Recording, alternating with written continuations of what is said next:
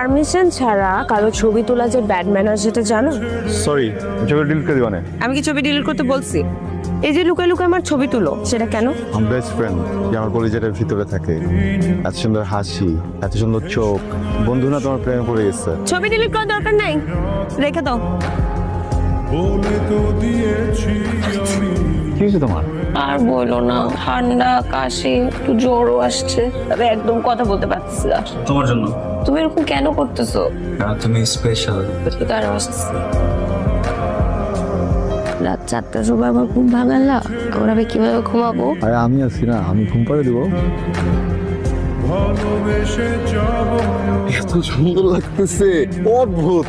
তাহলে অদ্ভুত সুন্দর কিছু ছবি তুলে দাও। ঠিক আছে। বলে তো দিয়েছি আমি।